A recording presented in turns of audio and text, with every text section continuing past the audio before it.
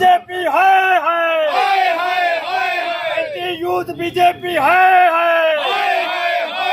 BJP मुर्दाबाद BJP मुर्दाबाद बेरोजगार नौजवानों के साथ इंसाफ करो बेरोजगार नौजवानों के साथ इंसाफ करो नौकरी के नाम पर लोगों को नौजवानों को ठगने वाली सरकार मुर्दाबाद मुर्दाबाद मुर्दाबाद युवा विरोधी सरकार मुर्दाबाद मुर्दाबाद मुर्दाबाद नौजवानों को ठगने वाली सरकार मुर्दाबाद। कि जिस तरह से हम बात करते हैं, जिन युवाओं से वादा किया गया था कि आपको बेहतर से बेहतर रोजगार के साधन दिए जाएंगे, लेकिन हम हाल ही में देख रहे हैं हमारे जम्मू कश्मीर से कुछ ऐसी तस्वीरें जो है वो बाहर जा रही हैं कि जितने युवाओं को जो है हमने कहा था रोजगार देंगे, उससे ज्यादा युवा जो है वो सड़क पर दिखाई देते हैं। और विडंबना ये है कि अगर कोई यहाँ पर सवाल पूछता है तो उन्हें ये कहकर चुप करा दिया जाता है कि आप उस प्रक्रिया का हिस्सा है, अगर आप नहीं है तो आप चुप करके खामोश होकर जो है वो बैठ जाइए। बातचीत करने के लिए हरदेव सिंह जी इनसे बात करते हैं। सर, सबसे पहले आपने भी देखा होगा वीडियोस बाहर आई है हमारे लेफ्टिनेंट गवर्नर की, जिसमें उनसे जो पत्रकार सवाल पूछते हैं वो उन्हें कहते हैं कि अगर आप उस प्रक्रिया का हिस्सा है तो बोलिए, नहीं है तो आप खामोश होकर बैठ जाइए। ये क्या दर्शाता है? लेफ्टिनेंट गवर्नर महोदय क्या करेंगे? जब कोई लेफ्टिनेंट गवर्नर कायदा से बात करेगा, कानून की बात करेगा, बीजेपी की बात नहीं करेगा तो उसको तो निकाल दिया जाएगा। ये तो खुद कहते हैं अपना बंदा चाहिए। उनके प्रेसिडेंट ने कहा था अपना बंदा गवर्नर होना चाहिए, यहाँ लेफ्टिनेंट गवर्नर होना चाहिए। तो आज वो वही कर रहे हैं जो बीजेपी कहती है। और जिस तरीके से बेरोजगार नौजवानों के साथ एक धोखा किया जा रहा है, जब वो नौकरी मांगते हैं तो इनके ऊपर लाठियां बरसाई जाती हैं। कल जिस तरीके से डेंटल सर्जन्स के ऊपर लाठियां बरसाई गई हैं और उनका कसूर यही था कि वो नौकरी मांग रहे थे, उन्होंने ट्रेनिंग की हुई है, उन्होंने पढ़ाई की है और इसी सरकार ने कहा था घर घर नौकरी देंगे और 2-2 करोड़ नौकरियों का वादा तो प्रधानमंत्री महोदय ने किया था।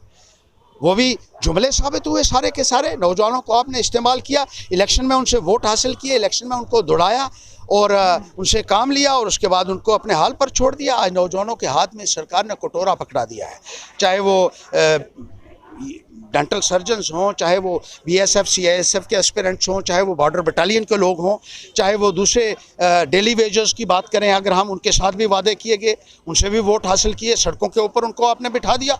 आपने आंगनवाड़ी की जो महिलाएं हैं उनके ऊपर भी आपने डंडे बरसाए, आशा वर्कर्स के ऊपर आपने डंडे बरसाए, मनरेगा के कर्मचारियों के ऊपर आपने डंडे बरसाए, इसी तरीके से एनएचएम के कर्मचारियों के ऊपर आपने डंडे बरसाए। एक एक डंडे का हिसाब लेगी पैंथर्स पार्टी। में नौजवानों से कहना चाहता हूँ, आइए पैंथर्स पार्टी के बैनर तले। जब हमारे पास हुकूमत आई, मैं एक मंत्री था पैंथर्स पार्टी का, 35,000 नौजवान मैंने 3 साल के अंदर भर्ती किए और सबको मैंने पक्का किया, सब पक्के हुए। लेकिन मुझे बताया कि 7 सालों में कौन पक्का हुआ, किस महकमे का आदमी पक्का किया?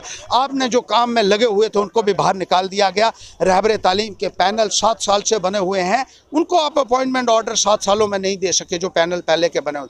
समाग्रा के टीचर्स को आपने निकाल दिया, हेल्थ सेक्टर के नौजवानों को आपने बाहर का रास्ता दिखा दिया, डेली वेजेस को आपने बाहर निकाल दिया। बहुत सारे महकमे हैं जिनसे आपने नौजवानों को जो है मुलाजमत देने के बजाय बाहर का रास्ता दिखा दिया।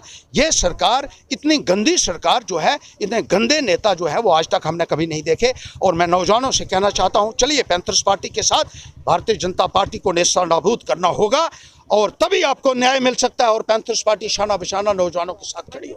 अभी आपने हाल ही में देखा कि इलेक्शंस बोलते हैं करवाए जाएंगे, लेकिन इसमें इतना डिले क्यों हो रहा है? आपको क्यों लगता है कहीं ना कहीं मंशा नहीं है इलेक्शन कराने की? क्यों कराएंगे वो इलेक्शन? वो ऐसे ही चला रहे हैं, बैकडोर से हुकूमत को चलाने की कोशिश कर रहे हैं। बैकडोर से उनका काम चल रहा है। अपने चहेतों के हाथ में उन्होंने हुकूमत दी हुई है और खूब माल भी यहाँ बटोरा जा रहा है। भ्रष्टाचार का इतना बोलबाला है जिसका आम आदमी अंदाज़ा नहीं लगा सकता है।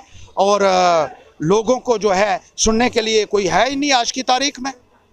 तो अपने हाथ में सत्ता जो है वो रखी हुई है उन्होंने। जमहूरियत का गला घोंटा जा रहा है।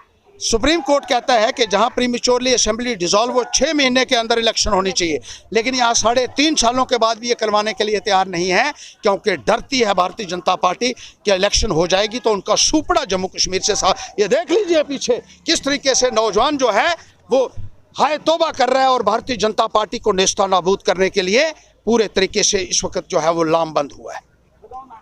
साफ तौर पर आपने देखा कि हरदीप सिंह जी का क्या कुछ कहना था, और जिस तरह से बेरोजगारी पर जो है वो अक्सर बात होती है और हर एक से जो है वो जम्मू कश्मीर की बेरोजगारी दर पर जो है वो बात की जाती है। और आप यहाँ पर देख रहे हैं कि किस तरह से जो यहाँ पर बाबूशाही है और अफसरशाही है जो हावी हो रही है। कहीं ना कहीं हमारे युवाओं की कमर जो है वो लगातार टूटती जा रही है। युवाओं को अपलिफ्ट करने के बजाय हम और डिग्रेड कर रहे हैं। कहीं ना कहीं सरकारों को जो है हमारे युवाओं के लिए सोचना चाहिए। तो ऐसी और भी अपडेट्स के लिए देखते रहिए जम्मू बुलेटिन। आशिया खान का